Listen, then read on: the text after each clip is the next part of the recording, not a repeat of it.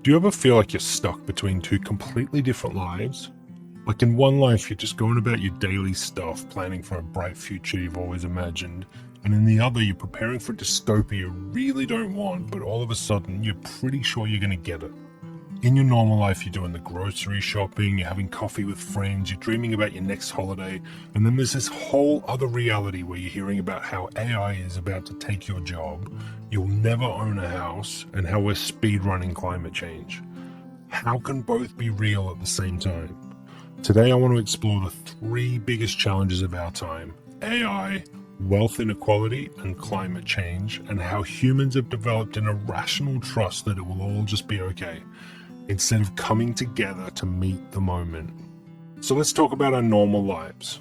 Daily routines still feel the same way as they always have.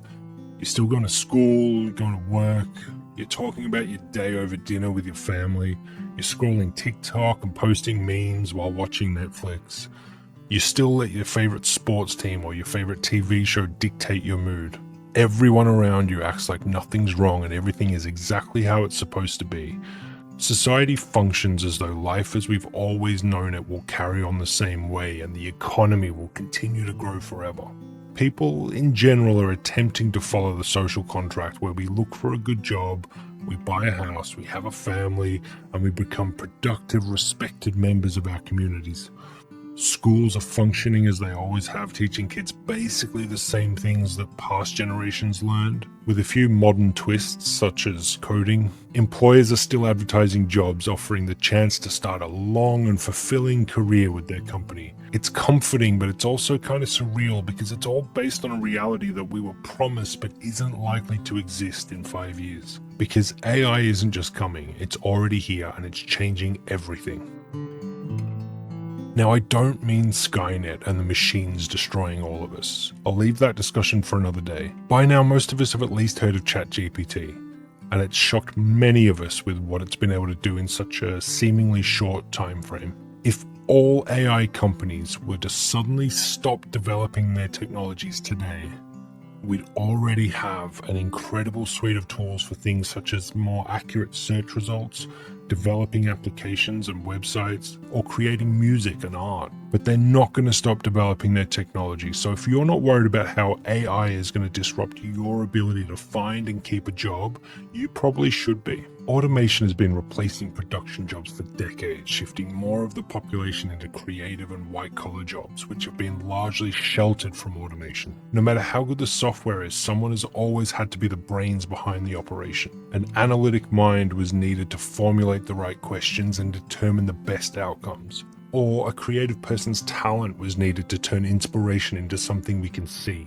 we can hear, we can touch. With the introduction of AI, suddenly there's this whole new way to do the thinking, the analysis, and the creation. It can react to real-time data, run scenarios to ask the right questions, and achieve the right answers. It can make its own art, music, software, all from simple instructions. It doesn't eat, it doesn't sleep, it doesn't get sick, and it doesn't get distracted by TikTok when no one's watching. And if you're an employer, best of all, it works for pennies and it never asks for a pay rise. So what kind of jobs are we talking about? Any job with repetitive tasks is at immediate risk. But others like administration, analytics, customer service, writing, even coding, they're all disappearing or changing fast. Suddenly there's a whole heap of college degrees that are very expensive pieces of scrap paper. And your 20 years of expertise managing inventory doesn't stack up against a supercomputer that can work thousands of times faster than you and will only get better.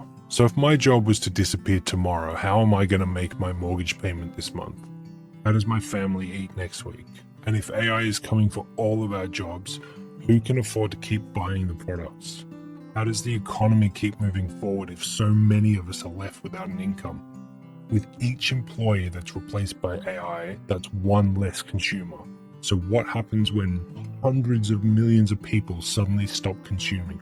The solution I keep hearing about is a universal basic income, a payment we get for existing. just to keep the economy moving and society functioning. And I want to believe this can work and we can all enjoy our new prosperous automated world. But it's really hard to see this being implemented properly and in place quickly enough to support those who need it when they need it. It's also hard to imagine who's going to fund this. Is it the government? Is tax reform at the necessary speed and scale during a digital revolution hitting our bank accounts exactly when we need it? Seems impossible. So what about the AI companies themselves? If we're relying on the big tech companies using the profits generated from AI, then I'm more than a little nervous, as they don't have a great deal of form in redistributing wealth. Typically, these giant companies tend to keep profits for themselves, which leads me nicely on to the next point: wealth inequality. A handful of people control more wealth than the rest of the world's population combined. I know we all know this already, but really think about this for a moment. Imagine you're a billionaire and you have more money than you and your family could need in 100 lifetimes. To know that there are people dying from disease and starvation, but growing your wealth is more important than finding sustainable solutions. Imagine that you're hyper-focused on influencing governments to manipulate regulations and avoid tax responsibilities, which directly increases an already disproportionate tax burden onto the most vulnerable. It's unimaginable really, but as humans we have this evolutionary instinct to keep needing more, and we can't comprehend the concept of excess. Rightly or wrongly, I think of wealth as having a gravitational pull. The more you have, the more it pulls in. So if you had $1 billion, depending on how it's invested, it's going to make somewhere between 50 to 100 million per year. In addition, there's a strong chance that whatever you had in place to make that billion in the first place is still there, so it's earning more revenue anyway. So if you were actually paying your fair share of tax, it's probably going to keep topping itself back up to $1 billion anyway. And if it's not topping itself up to $1 billion, maybe you don't need 30 yachts this year. Maybe you only get 2 or 3. So if your enormous wealth can continue to sustain itself at that $1 billion mark, then what need is there for someone to have 400 billion in personal wealth? On the flip side, a person falling into debt, especially bad debt like credit cards, is also going to feel the effect of this gravitational pull. The interest charged on this debt means more money will continue to get pulled out of their accounts, and without intervention, it can only get worse the more they fall into debt. Putting it super simply, if the wealthiest 1% put their money on one side of a seesaw and the rest of us put all our money on the other side, eventually all our money will slide to their side because of this gravitational pull. This is what's happening. So if all the money is slowly sliding away from the working class, away from the middle class and being transferred to the elite, at what point does everyone wake up and acknowledge that this is a crisis? And just like in the past, will this crisis just create more opportunity for the rich? While governments around the world took on an extra $20 trillion in debt to stimulate the economy during COVID-19, the top 10 wealthiest people on the planet doubled their net worth. A temporary stock market crash is a beautiful sight for those with the money to buy in when the stock prices fall. So who gets stuck holding the bag? Who pays back the government debt? We do, for generations to come. Before I move on, the last example I'm going to make is that we're all playing a game of Monopoly. We all pass go and collect our $200, but if you don't own the right assets, there's nothing you can do but play the game until one person owns it all and everyone else loses. Only in real life, the pieces don't get put back in the box when it's all over. There is no reset. The 1% start with enough to win the game, and they will always win, while the rest of us are just in the slow process of transferring our wealth to them. Our kids will continue this transfer, and their kids will do the same until it's all handed over and it's game over. And game over probably means capitalism fails. And for those of us who survive the economy long enough, there's something much bigger, much more permanent, and much more frightening that's knocking on our door: climate change. Words we always associate with the future, an issue that we find it easy to compartmentalize to be another generation's problem. The truth is, just like AI, the start of the climate crisis is happening right now. Record-breaking heat waves are becoming normal, and not just in countries we think of as hot, but also in Europe and North America. Places that never used to need air conditioning are suddenly hot enough to cause vulnerable people to die in their homes from heat. Floods are destroying towns around the world, from Germany to Brazil, China, Pakistan, and recently in Texas. Water levels that used to happen once in a century are now happening every few years. And when they're not underwater, fires are burning entire regions, like in Greece, Canada, and major disasters in California and Australia that captured the attention of the world. And scientists, the same ones who get ignored because it's not profitable or convenient, they keep telling us that the window to act is closing fast, like terrifyingly fast. And if that wasn't enough, climate collapse doesn't just mean bad weather, it means mass migration as parts of the world become literally unlivable.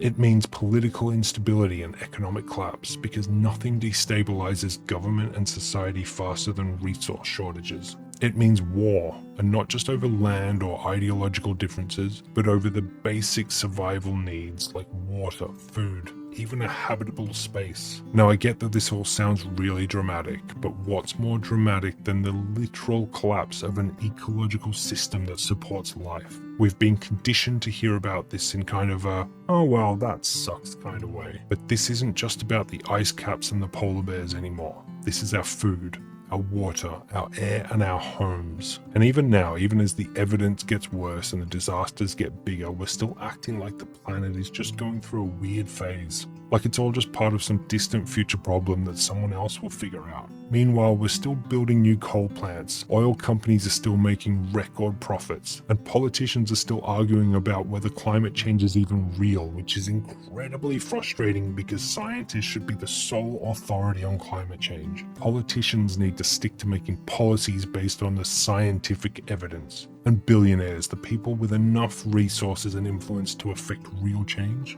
they're buying bunkers and funding space travel to escape the planet if things continue the way they're heading. And I'm yet to hear one convincing argument against working towards a clean energy future. What's the worst that can happen from trying to solve this issue properly? Sure, we might not have the best solutions yet, but prioritizing profit and politicizing the issue guarantees that we can't reach a favorable outcome. So can AI be used to save us from climate change? And does AI even care about climate change? I asked AI. The answer is yes. AI could be used to fight climate change, but also no. It doesn't care about rising seas, doesn't care about dying crops or families losing everything in a flood. AI doesn't feel, it doesn't fear, it just follows instructions. And right now, most of those instructions come from corporations chasing profit, not from those interested in finding solutions to preserve life on Earth. We're training massive AI models that burn more energy than some countries, while also telling people to recycle and drive less to save the planet. That's not innovation, it's contradiction. But right now, AI is being used to help the powerful stay powerful, not to help the planet remain livable. We're building humanity's future with tools that don't care if humanity has a future. And unless we regulate those who control the tools and legislate that AI must have the primary goal of societal benefit, we're not solving the breakdown of society, we're accelerating it. So while you and I are just trying to exist in comfort, pay for our groceries, and figure out how to make our kids' lives as good or better than ours, the systems that are supposed to be protecting us are busy protecting profits instead. And again, just like with AI and wealth inequality, the consequences of climate collapse will not be evenly distributed. If you're rich, you'll have options, and you're likely to escape the worst of it. If you're poor and vulnerable, you will endure all of it. And if you're young, well, sadly, this whole mess is yours to inherit. So while you're planning your next vacation, or you're picking up your groceries, or scrolling TikTok, be aware that while we're doing all of that, the world is changing rapidly and irreversibly. So how is there such a disconnect between the end of our civilization and our willingness to do anything about it? Surely we can't keep living this dual reality where both a normal life and societal and climate collapse can be true forever. One of them must be proven true, and as a species we couldn't be more dissociated from our future survival. So how can these huge problems not feel urgent in everyday life? Logically, this should dominate every conversation we have. The issues are monumental and irrefutably changing the world in front of our eyes, but we barely talk about it. Why? Because it's antisocial to bring up a dystopian future future while you're having coffee with your friends. So we discuss easily digestible cultural events, we make jokes, or we reminisce over our shared experiences. We're all so wrapped up in trying to survive an ever-growing cost of living crisis. We don't have time to focus on what comes next. On a day-to-day basis, we still need to eat, we need to pay rent and raise our kids with some hope for their future. Self-preservation kicks in and we default to optimism over despair because normality is a survival tool. Given the choice to continue as normal or radically uproot our lives in service of making meaningful change, most of us will choose the simple path and just wait for those with influence to make the change. But those with influence don't seem properly motivated to make changes. I grew up believing that people much smarter than me are looking after us. The real adults in the room with real adult jobs that make the important decisions in government. But the past decade has challenged my faith that the best interests of the people are the highest priority on both sides of the aisle. The problem is that as we've become more polarized, more divided, politics has shifted towards extreme ideologies. So political icons of the past have been replaced by mercenaries that are more interested in personal gain and serving the interests of their corporate donors than the needs of their constituents. And with a reckless lack of regulation during the global AI race and corporations having such a stranglehold over environmental policy, it means that institutions are resistant to adapt even when collapse is visible. Any evidence that challenges their existing beliefs and goals is refuted or ignored. It feels like whenever there's a choice between what's right for the people or what's right for the shareholders, profit is undefeated. Meanwhile, media, tech, and politics, they profit from both fear and distraction. The same institutions that we turn to for help and guidance, such as news programs or podcasts, they're financially invested in us maintaining a strong emotional response. So we're intentionally kept in a constant state of mild concern while also distracted and content enough to keep the economy turning over. But when should mild concern become serious concern? I don't think we'll truly know when climate change first becomes irreversible or the moment when capitalism fails. We won't get that news report montage like you get in movies. And it's because we've allowed credible news to become partisan entertainment for profit. We already live in a world of sensationalist headlines keeping us misinformed and angry, so we're not going to notice when the real chaos begins. And chaos has become normalized. Perhaps decades of being told that it's rude to talk about things like politics and religion is backfiring now, because we haven't learned how to have productive conversations with the people we trust to gain a balanced view of the important issues. Social media helped us to find a political voice, but we lack the political etiquette to navigate the nuances of social issues. And it's really easy to fight about politics with strangers on the internet, but all it achieves is to divide and radicalize each side even more. Which is where we are today, where everything feels politicized, so we're forced to either ignore the news stories or we have to pick a side. But when it comes to AI, wealth, and climate change, unless you're part of the 1% making significant profit from fossil fuel shares and the AI revolution, we're all on the same team here. This really isn't a red versus blue situation, despite us being deliberately manipulated to believe that it is. So what can we actually do?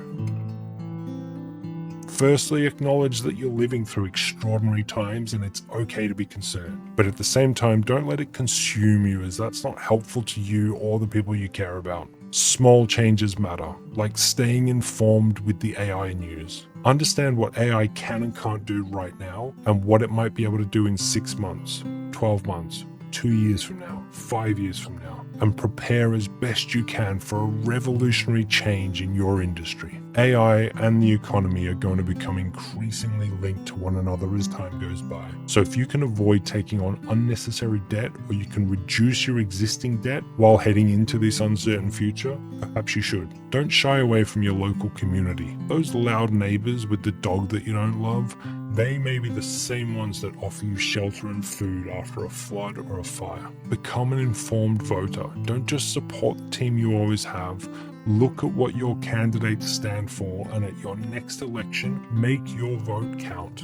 we've seen that we can't keep expecting all politicians are making decisions that benefit us. We must be more proactive in shaping our future by electing only those who intend to tackle the most important issues of our time, like wealth inequality, AI regulation, and climate change. And I really don't care if they're wearing a red hat or they're draped in rainbow colors. Ideological differences are a distraction and something we can revisit at any time. Right now, we need to focus on what matters, because when it all starts to go wrong for real, we are one species, one planet, one team. In the longer term, beyond our individual life expectancies, we all win or we all lose. Now, a couple of thoughts to finish off. Maybe the strangest thing about living through this moment in history is that although I know that we are in an unprecedented time, it still just feels so normal. We're sleepwalking into the very future we're trying to ignore because our evolutionary instincts tell us that we'll continue to thrive. But we owe it to ourselves and future generations to meet this moment with our eyes open and our voices ready to be heard. So which life will we choose to lead? What will I do when I stop recording? Will I edit the video, upload it, and go back to watching Netflix like nothing's wrong? Maybe someone will find this video, they'll like it and leave a comment, and I'll get this dopamine hit, and I'll stop worrying about AI and climate change, and I'll become fixated on my view count, because our default setting is always what affects me today. And that's my whole point. These two incompatible lives. We keep reverting to the life we want, but in doing so, we're sleepwalking to the one we don't. So today I'm going to publish this video, and you have no idea how much I hope I'm humiliatingly wrong and everything I've talked about isn't true.